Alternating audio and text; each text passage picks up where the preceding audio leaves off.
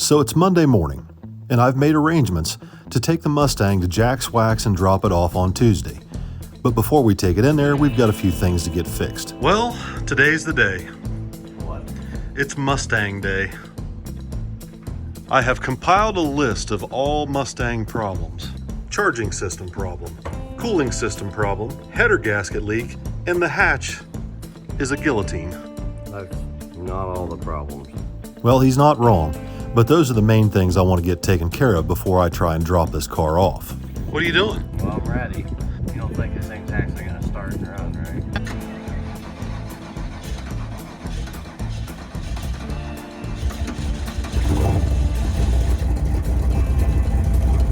It's a miracle.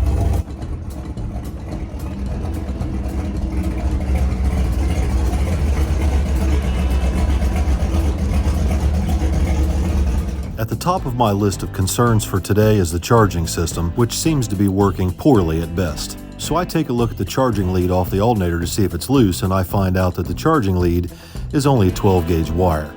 So I send Jeremy down to Mark's with the measurements of what I need so that Mark can make me a new charge cable out of a heavier gauge wire and go ahead and press the ends on. It only took about 15 minutes for Mark to get that taken care of, and when Jeremy got back, we installed the new charge cable and voila!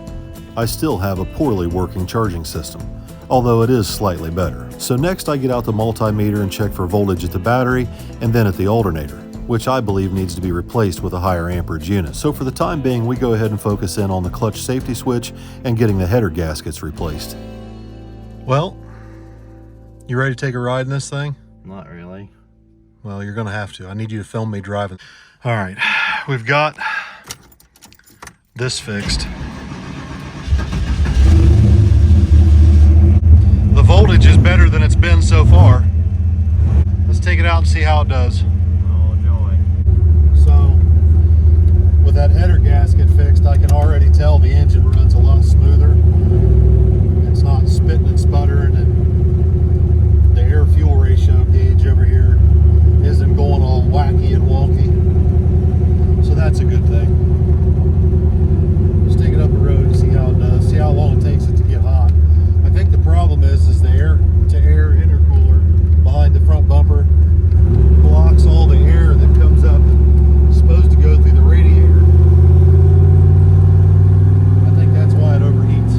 Probably.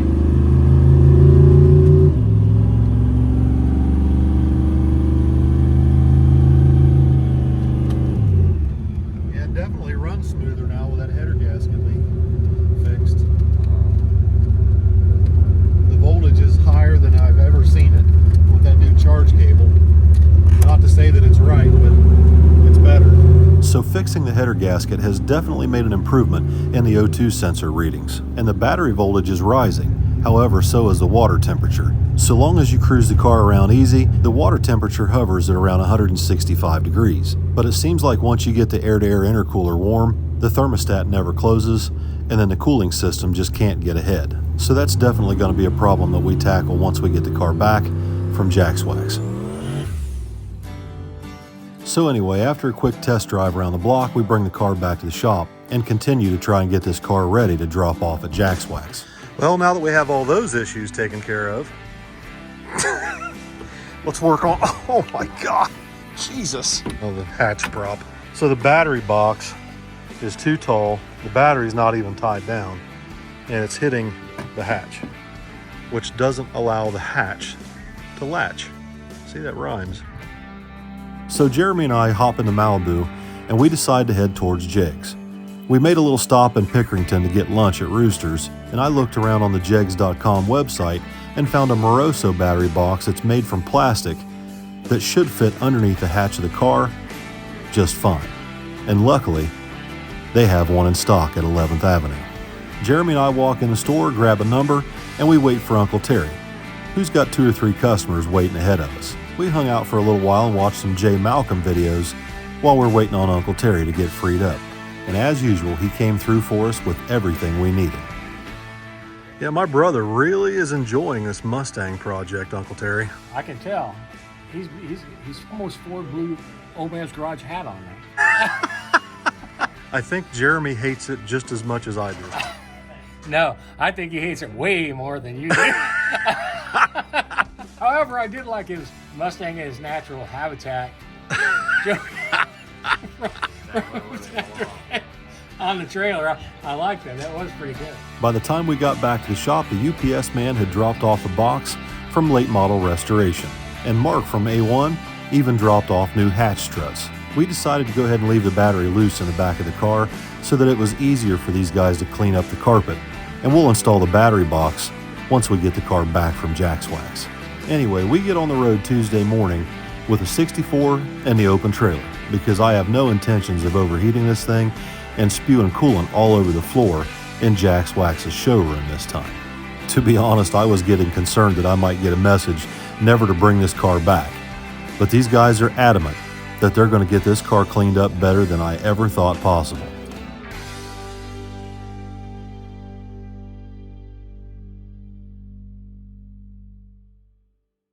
Once Jeremy and I got back to the shop from dropping the Mustang off at JaxWax, it was time to jump back on the Malibu.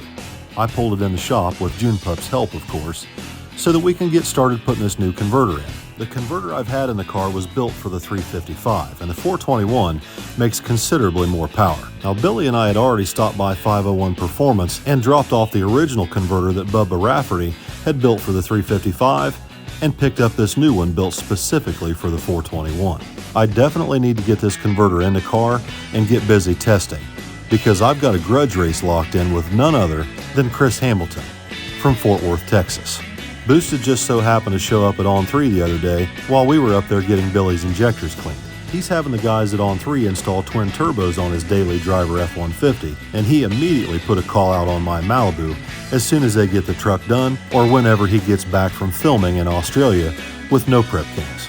So by my calculations, I've got about a month to get this car ready to race Boosted. Not to mention the fact that I'm taking it to Texas for Jimmy Dale's small tire gangster race. Chop chop, mofo. So I definitely don't have a minute to spare to get this car ready. Now, prior testing with the car went really well down at Wilkesboro. The car's 60 foot's really good. The problem is the mile an hour isn't where it should be. And in second and high gear, the car blows through the converter, even on motor. So we definitely need to make this converter swap and get the car out and get it tested as quickly as possible. So we topped off the transmission fluid in the 700R, and it was time to take the car out for its first test drive with the new converter. I could tell from the first second I pulled out on the road, this thing is much tighter than the converter I had in it before. The gear changes are much more firm, and I can feel the car accelerate with hardly any throttle input. Since everything with the car seems to be just fine, I decide to cruise down past national trails on the way to Hebron to top the fuel tank off for ballast, so I can possibly make some test hits when I get back to the house.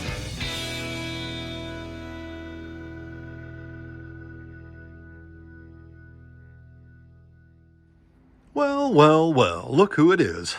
I have spawned. You have spawned. You've summoned me. Dude, the Malibu is really happy right now. Yeah? Yeah. We kind of figured it, that it needed a converter change. Like, it felt really good in the car, but you could hear it was loose. And of course the ET slips all show the mile an hour's down, and it's going through the traps at a higher RPM. But now that it's got a tighter converter in it, oh my God, it's happy. Yeah? You want to help me make a test hit? That's why I'm here. Ha ha! Let's get her done. The first test hits that I made with the Malibu after I put the 421 in it were on Mickey Thompson 3055S stiff sidewall slicks. And although the car would make an A to B pass, the short instant center of the 4-link rear suspension, along with the stock travel limitations on the front suspension, made it incredibly difficult to control how fast the front end rises to keep from losing the tire when the front suspension would max out on travel, but yet also get the crank center line high enough, fast enough to transfer the weight to the rear suspension. So we raised the rear of the lower 4-link bars to the top hole to lengthen and lower the instant center, which helped dramatically. However, with the car being as nose heavy as it is, we still need to gain some travel out of the front suspension to allow the car to shift the weight to the back tires. The other noticeable issue was how hard the converter flashes, increasing the difficulty of keeping the car hooked up, especially on a poor surface. So at this time, I made 2 phone calls.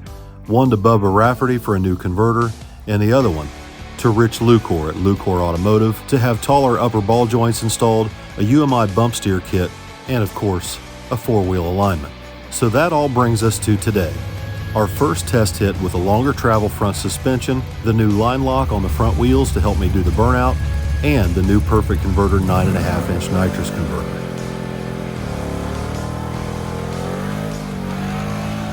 Using the line lock to hold the car in the puddle instead of trying to drag the brakes allows me to do a much longer, faster, higher RPM, straighter burnout, which allows me to easily back up in the tracks in preparation for what will be the fastest 60-foot the Malibu has ever made on the test spot.